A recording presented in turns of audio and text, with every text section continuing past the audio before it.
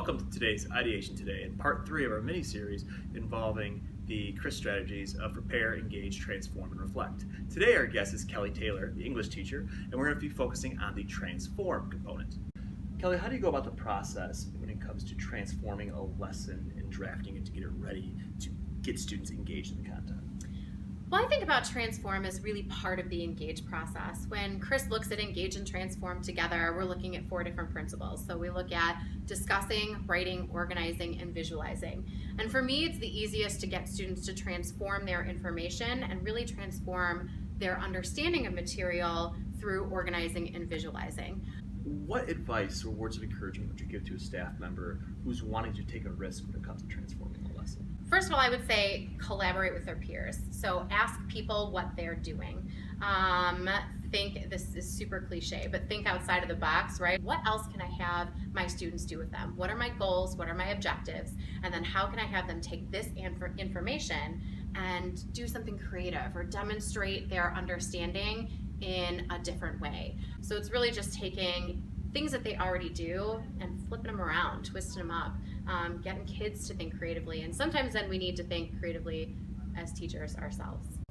With student-created projects, could you elaborate a little bit on how you provide a rubric or a set of expectations when it comes to dealing with these projects? Sure. My English 1 honor students always ask me, well, how are you going to grade this, right? How do we take something that looks like this, right, that is a really articulate drawing or really artistic drawing, and how do you grade that?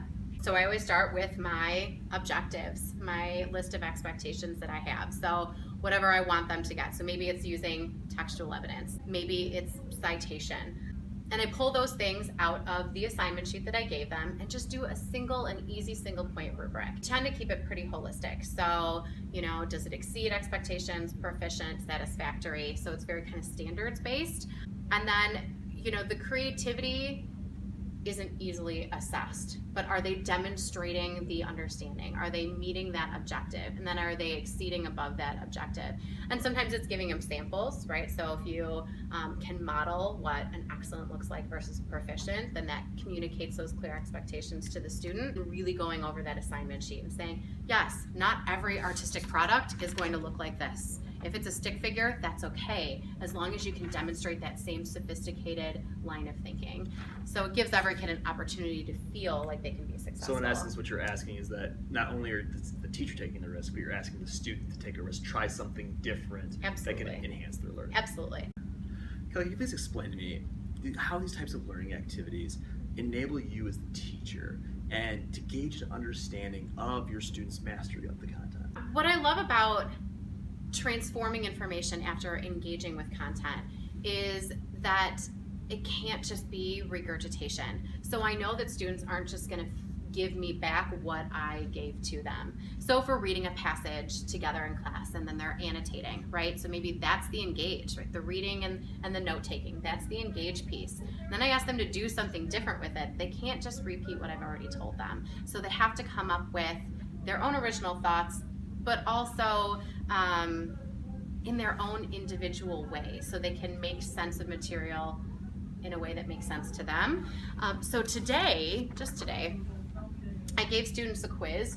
We had read a scene from Macbeth together in class. We annotated together, we paraphrased together, then they took notes on their annotations and answered a series of questions. So if I would have given them just a multiple choice quiz, it would have been straight regurgitation, right? They're just trying to memorize those facts. They're not demonstrating that they actually know who these characters are and how they relate to one another. So instead, I used just a basic CRISP strategy that we all use, right? Concept mapping, graphic organizers, and gave them a list of characters on the board and said, create a character map and show me the relationships between these characters in whatever way that makes sense to you. And so they came up with different kinds of concept maps. Some had a character in the middle and showed the connections branching out to each other. Some had kind of like a tree looking organizer, so they showed a hierarchy of power between the characters. Some included symbols and more, picture notes than just words and phrases. Some used direct quotes. They could use their book. It wasn't just to test, can they memorize what's going on, but do they really understand it, and can they make it their own? I'd like to thank Kelly for coming and joining us today. And in next week's finale of this mini-series, Stephen Rose will be interviewing Stefan Fouts when it comes to the reflection component of the CRISP strategies.